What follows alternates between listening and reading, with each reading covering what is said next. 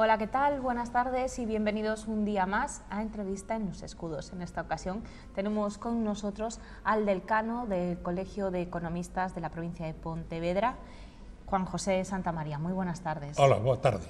Gracias por estar aquí. De nada.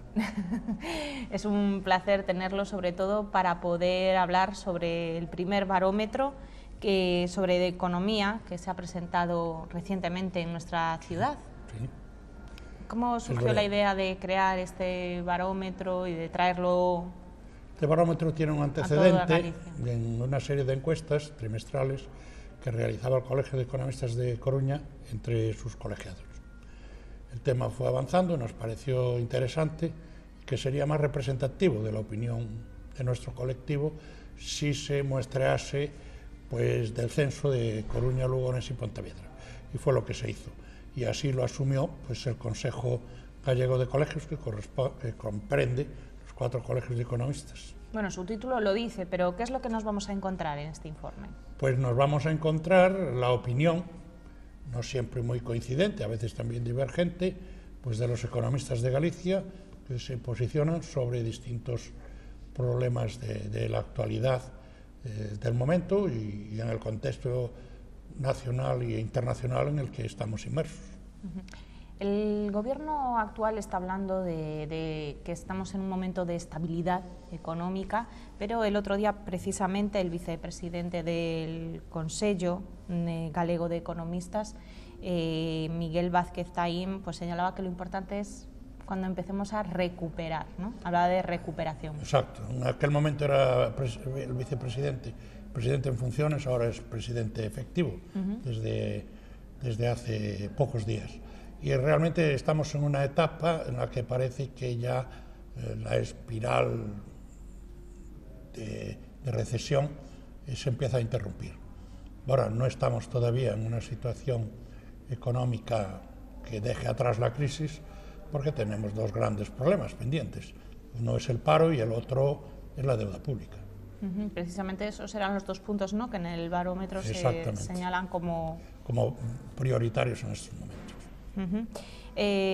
Bueno, un poco más o menos me lo acaba de decir. ¿Cómo va evolucionando la economía gallega dentro de esta situación de crisis? ¿Hacia dónde vamos? ¿Hemos llegado a fondo? ¿Hemos tocado fondo? ¿Todavía nos queda mucho recorrido? Bueno, parece que hemos tocado fondo porque ya es difícil retroceder más con las tasas de paro que tenemos. Y gracias también al sector exterior que alivia un poco la situación de las empresas. Porque un tercer problema, claro, es evidente, es la caída del consumo interno. Si hay paro y no hay ingresos, si las familias, su economía se deteriora, pues no hay manera de reactivar la economía por la vía del consumo. ¿Cómo valoran los economistas, bueno, que han formado parte de este barómetro, esa leve mejoría que se parece vislumbrar? Pues que empezamos a pensar que es un momento en el que se deben iniciar ya políticas de reactivación, de fomento del empleo y de esa manera empezar a recuperar progresivamente tejido industrial, etc. Hay noticias relativamente esperanzadoras.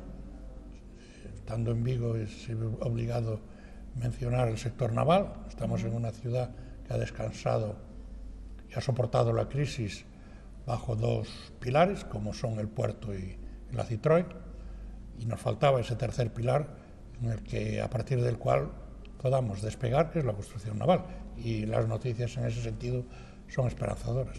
Yo recuerdo hace unos meses hablando también con usted en algún debate en el que hablamos de que bueno, la salida de la crisis se vislumbraba hacia el 2020. Lejos, sí. Lejos. ¿Seguimos con esos datos o se puede modificar? Bueno, más o menos. Lo que esperamos es que en 2020 alcancemos la situación que conocíamos en 2007-2008. Probablemente la recuperación empiece pues, unos años antes. No sé, tal vez el año 14 en el que estamos no va a ser un año muy diferente de 2013. Nos queda ahora una etapa, si se quiere, de estabilidad, pero de estabilidad depresiva, y a partir de ahí, pues calculemos que dentro de 2, 3, 4 años efectivamente se empiecen a notar ya el aumento del Producto Interior Bruto y la generación neta de empleo. Claro, porque todo esto, para los ciudadanos, el ciudadano de a pie todavía no es capaz de notar esa leve mejoría. ¿Para cuándo será que todos los ciudadanos lo comencemos a notar? Pues calculemos que 3 o 4 años. Pero bueno, ya estamos mal, pensemos que no vamos a estar peor. Es decir, hasta ahora cada año era peor que el anterior. Bueno, pues esto parece que empieza a cesar, ¿no? Que no vamos a estar tan mal. Exactamente. Decía usted que bueno, la recuperación está también en esos datos del paro, ¿no? Reducir el paro. Exacto. Pero claro, con una tasa de crecimiento que se nos anuncia, según diversas previsiones oficiales, del 1%, pues con una tasa tan baja está muy próxima a cero y por lo tanto la generación de empleo es muy difícil. Es difícil. No sé si ustedes desde el Colegio de Economistas han también pensado en cuáles serían los pasos que tendrían que darse. Que después otra cosa es que la Administración los asuma como suyos, pero hombre, como pronósticos sí, de lo que tendríamos las medidas de política económica algunos están apuntando, ¿no? Es decir, en el año pasado se ha promulgado la ley de emprendedores, una ley de emprendedores española y otra gallega. Entonces lo que hace falta es que eso tenga dotación presupuestaria. Y para que haya dotación presupuestaria, pues el Estado tiene que aumentar sus ingresos. La mejor manera de aumentar los ingresos no es aumentar los impuestos, sino aumentar el crecimiento. Entonces, el crecimiento al final es la madre del cordero en la salida de la crisis. En el estudio también se indicaba que en las soluciones para fomentar el empleo sería también mejorar el sistema educativo, ¿no? Por ejemplo, captar inversión extranjera, crear nuevos nichos de empleo. La reforma del sistema educativo es fundamental, sobre todo visto que tenemos unos indicadores de fracaso escolar y de nivel, podríamos decir, de escolarización y de formación, pues parangonables a otros países centroeuropeos de menor nivel de desarrollo. Por lo tanto, una reforma del sistema educativo es inevitable y lo que ocurre es que estamos ante temas que son temas de Estado y esto requiere consenso, sobre todo de la clase política.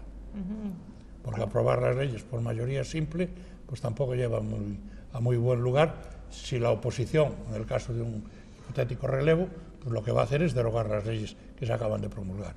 Y esto lo hemos visto, pues yo creo que desde los años 80, que se han sucedido toda una serie de reformas educativas y en cambio no se ha visto acompañada de una mejora efectiva de la calidad. Evidentemente que en ciertos segmentos, sobre todo la gente joven, el nivel de escolaridad es mucho superior al que había hace 20 o 30 años, pero tenemos otro gran problema, es que por debajo de 25 o 30 años tenemos más del 50% de los jóvenes en paro.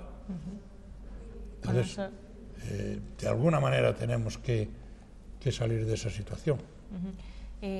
Toda esta información ustedes imagino que se la hacen llegar a los políticos y al gobierno de una forma o de otra. ¿Sienten que les escuchan, que se sienten respaldados en eso? Yo creo que escuchar nos escuchan, otra cosa es que nos hagan caso.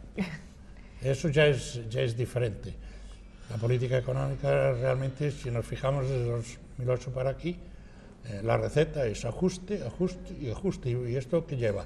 A cada vez un descenso del crecimiento en Producto Interior Bruto con tasas incluso negativas.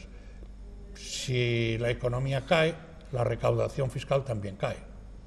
El Estado tendrá que reajustar y reducir más todavía los gastos y esto produce mayor depresión y es la espiral que hemos estado viviendo hasta ahora. A partir de ahora se nos anuncia una reforma fiscal, pero tiene más visos de ser recaudatoria que de reducir impuestos y mayor recaudación, porque lo cierto es que en los años de bonanza económica los ingresos del Estado aumentaban más que el crecimiento económico, porque cada vez las tasas impositivas en los impuestos que son progresivos aumentaba. Ahora es al revés. Si la tasa de crecimiento es del 1%, pues muy probablemente los ingresos públicos no suban del 0%, En ese sentido, ahora, por ejemplo, estoy pensando en los autónomos, ¿no? Que hace apenas unos días sabíamos que se incrementaban sus cuotas, cuando también se está diciendo que los pequeñas y grandes y medianas empresas, son las que podrían reactivar esto. Bajo el colectivo de autónomos podemos englobar no solo al trabajador por propia cuenta, al pequeño empresario, que a veces también reviste la forma societaria de sociedad limitada. Por tanto, estaríamos entre empresarios individuales y pequeñas y pymes, en definitiva. Y este es el sector más castigado, menos auxiliado. Pensemos que son muy pocos autónomos y muy pocas empresas de este tipo que tengan más de 5, 6 o 7 trabajadores, entre otras razones, porque a pesar de que la reforma laboral pues, ha reducido derechos, pues están más protegidos los asalariados que los propios autónomos, que contratan a sus trabajadores. Y algo que decía el otro día el presidente de CEPIMES en España, que estuvo aquí en Vigo, y que también ustedes han apuntado en este barómetro, es la necesidad de crédito. Eso es fundamental. Es evidente que el crédito es casi como la sangre en los órganos vivos. Pero en cambio se ve que también tarda en llegar. Exactamente, también tarda en llegar, y eso también tiene su explicación. Es decir, en estos momentos el Banco Europeo, y por eso no hay tantos peligros de la prima de riesgo como había hace pues, un año, 2 o 3, y es que el Banco Europeo está facilitando liquidez. Pero los bancos que hacen con una liquidez que les cuesta menos del 1%, pues lo que hacen es suscribir deuda pública. Entonces, gracias a eso el Estado se ha podido endeudar. Y estamos ya a unos niveles de deuda pues, que hay que empezar a limitar, porque estamos ya en el 95%, según la previsión para 2014. Volviendo al informe, el 50,91% de los economistas gallegos perciben que la situación económica en Galicia está peor, especialmente en las provincias de Lugo y Orense. En Pontevedra y Coruña la situación, a lo mejor los últimos acontecimientos hacen percibir... Exacto, un cierto optimismo. Vamos a ver, en Galicia normalmente, cuando nos va bien en España, y empieza a notarse la crisis en España, aquí llega con cierto retraso. Entonces parece como que la recuperación también se está haciendo esperar.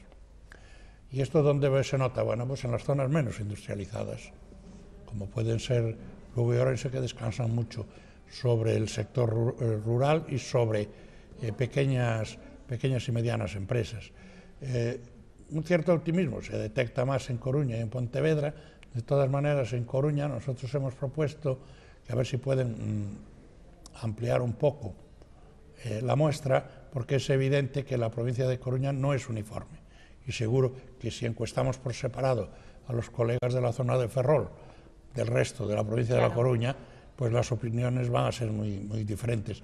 Entonces yo no digo que haya que comercializar el estudio, porque casi lo haría inviable. Pensemos que en algunas comarcas el colectivo a muestrear sería siempre el mismo. Claro. Y entonces, pues, algo habrá que hacer en ese sentido para matizar ciertas diferencias. En la provincia de Pontevedra, bueno, pues se podría encuestar separadamente a los colegas del norte, alrededor de la capital, prácticamente capital, Pontevedra, Villagarcía, y por otra parte Vigo y el sur de la provincia. Claro. Antes de continuar y meternos ya de lleno en lo que sería la economía en el sur de la provincia, en la zona en la que está el área de la comarca de Vigo, vamos unos minutos a publicidad y volvemos enseguida.